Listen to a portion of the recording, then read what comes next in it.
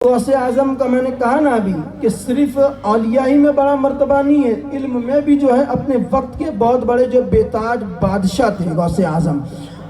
اب سنیے، ایک شخص نے قسم کھائی کہ وہ قسم اس طرح سے اس نے کھائی کہ پورے دنیا میں کوئی ایسی عبادت نہ کر رہا ہوگا جو عبادت صرف پوری دنیا میں اکیلا کر رہا ہوں، وہ عبادت صرف میں کر رہا ہوں اور کوئی پوری دنیا میں وہ عبادت کر ہی نہیں رہا ہوگا۔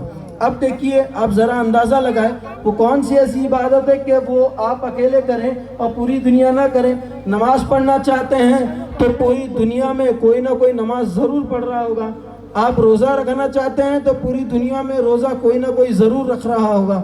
آپ اگر صدقہ کرنا چاہتے ہیں تو پوری دنیا میں کوئی نہ کوئی صدقہ ضرور کر رہا ہوگا۔ آپ خیرات کرنا چاہتے ہیں، کسی فقیر کو، مسکین کو، مسلمان کو کوئی مدد کرنا چاہتے ہیں تو پوری دنیا میں کوئی نہ کوئی ضرور کر رہا ہوگا۔ حج کرنا چاہتے ہیں، عمرہ کرنا چاہتے ہیں، پوری دنیا میں کوئی نہ کوئی ضرور کر رہا ہوگا۔ تو اب اس نے ایسی قسم کھا لی کہ وہ عبادت صرف اکیلا میں کروں، میرے علاوہ کوئی وہ عبادت کر ہی نہ سکے۔ اس نے یہ قسم کھائی، اور قسم اس شرط پہ کھائی کہ اگر اس کا جواب نہ مل پائے تو میری زوجہ پر، میری بیوی پر 3 طلاق۔ اب اس نے جو ہے پورے عراق اور عجم کے علماء کے پاس یہ پورا استفتاء جو ہے گھما دیا۔ غوث اعظم کے زمانے کے پورے اہل عراق اور اہل عجم کہ علماء کی بارگاہ میں اس نے سوال پیش کیا، اور سوال پیش کرنے کے بعد جب لوگوں نے اس کا سوال پڑھا اور کہا کہ یہ تو نے کیا کر دیا، یہ کیسی قسم کھا لی کہ یہ پتہ نہیں ہے کہ اس کا جواب کیسے مل پائے گا، سب جواب دینے سے قاصر ہو گئے۔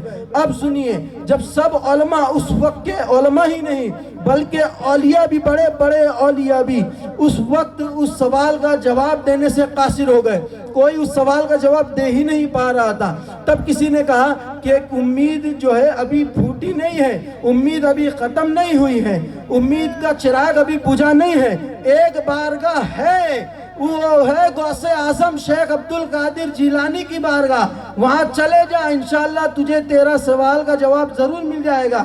اب وہ غوث اعظم کی بارگاہ میں حاضر ہوا، عرض گزار ہوا کہ حضور، میں نے یہ قسم کھائی ہے کہ وہ عبادت، قسم یہ کھائی ہے کہ میں وہ عبادت کر رہا ہوں اور پوری دنیا میں وہ عبادت کوئی نہیں کر رہا ہوگا، تو ذرا اس سوال کا جواب دے دیجئے، اگر سوال کا جواب نہیں ملے گا تو میری بیوی پر 3 طلاق۔ تو غوث اعظم نے ارشاد فرمایا کہ بس اتنا ہی سے سوال تھا، اتنا ہی سے سوال ہے۔ تو غوث اعظم نے ارشاد فرمایا، مسلمانوں ذرا دیکھو غوث اعظم کا علم کہاں ہے اور کتنا بڑا ہے کہ ان کے علم اور مرتبے کو کوئی پہنچ ہی نہیں سکتا۔ ذرا غور و فکر کرو، اس وقت کے بڑے بڑے علماء اور اس وقت کے بڑے بڑے اولیاء کو یہ سوال کا جواب نہ سوجا، اور آج کیا سوجھ پائے گا، آج کیسے لوگوں کو سوجھ پائے گا۔ ذرا دیکھیے غوث اعظم کے علم کا کمال اور علم کا فنکار دیکھیے ذرا۔ غوث اعظم صرف ولی ہی نہیں ہے، ایک پیر کامل ہی نہیں ہے، سید الاولیاء ہی نہیں ہے، جن اور انسان کے سردار ہی نہیں ہے، غوث الثقلین ہی نہیں ہے، بلکہ علم کے ماہر بھی ہے اور استفتاء کے ایک زبردست مفتی بھی ہیں۔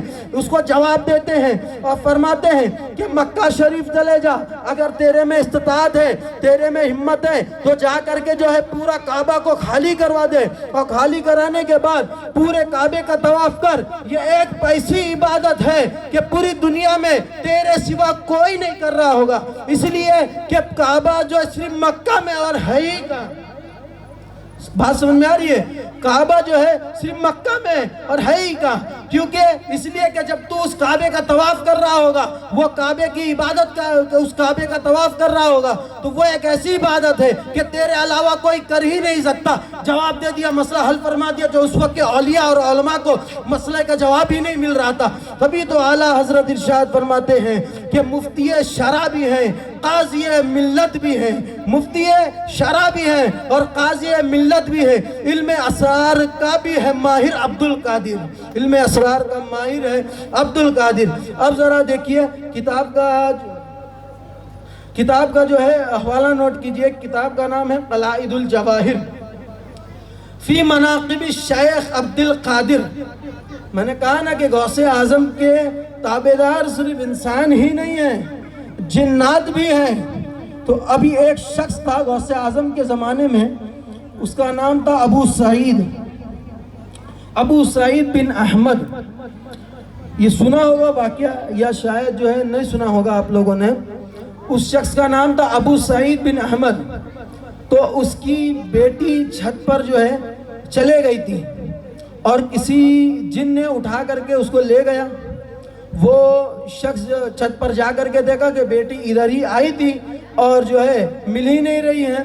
تو وہ غوث اعظم رضی اللہ تعالی عنہ کی بارگاہ میں حاضر ہوا اور عرض گزار ہوا کہ حضور میری بیٹی جس کا نام فاطمہ ہے وہ مجھے مل نہیں رہی ہے، کرم فرمائے، تھوڑا رحم فرمائے، آپ کی کرم نوازش ہوگی تو اگر بیٹی مل جائے گی تو کرم نوازش ہوگی. تو غوث اعظم نے ارشاد فرمایا کہ جو ہے فلاں پہاڑ کے پاس چلے جاؤ، کسی بغداد کے کرخ کے پہاڑ کے پاس چلے جاؤ اور وہاں 5ویں ٹیلے پہ جا کر کے جانا اور وہاں دائرہ کھینچ لینا، حصار کر لینا، یعنی گول دائرہ بنا لینا اور کہنا کہ وہاں پر یہ وظیفہ پڑھنا، بسم اللہ الرحمن الرحیم علی نیت عبد القادر.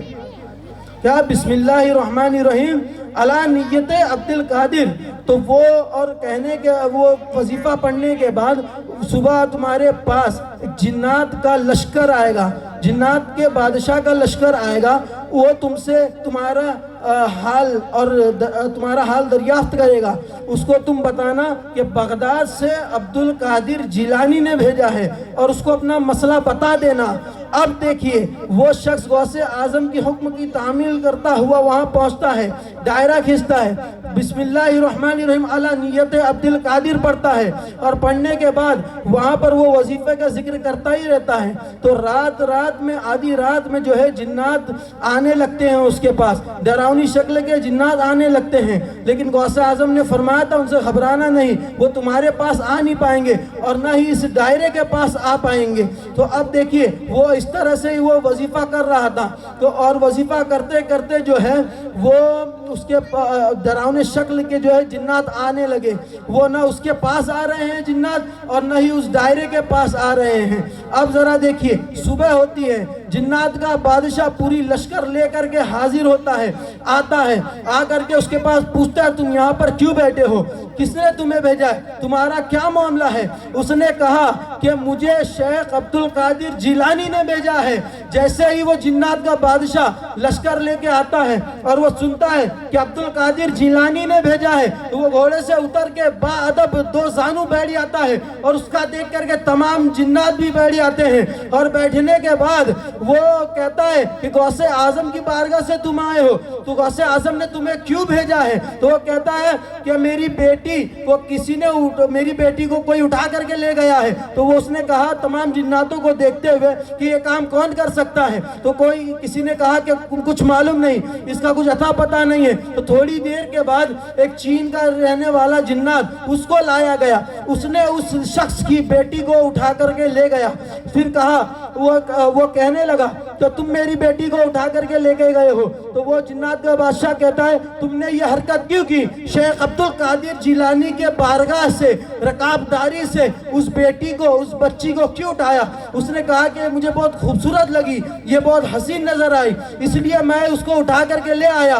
اس نے کہا کہ غوث اعظم رضی اللہ تعالیٰ عنہ سے وہ عرض کرنے لگا، وہ اس شخص سے عرض کرنے لگا اور کہنے لگا کہ وہ اس غوث اعظم رضی اللہ تعالیٰ عنہ کے اس شخص سے جو بھیجے گئے شخص سے کہنے لگا کہ اس نے تمہاری بیٹی کو اٹھا کر کے لے کے گیا.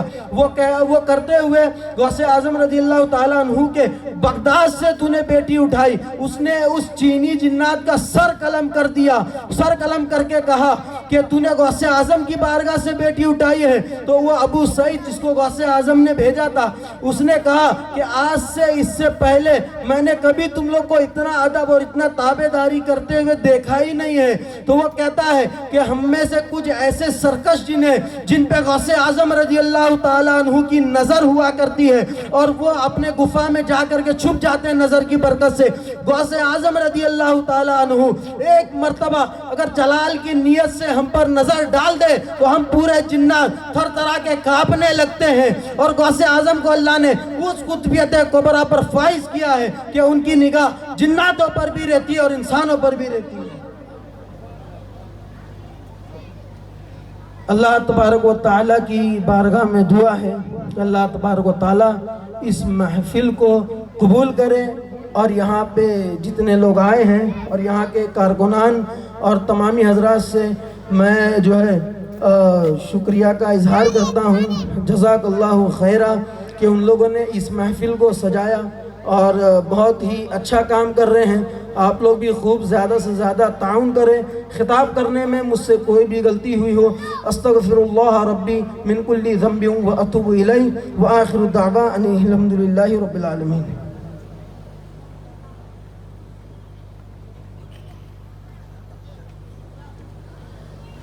ماشاء اللہ، سبحان اللہ۔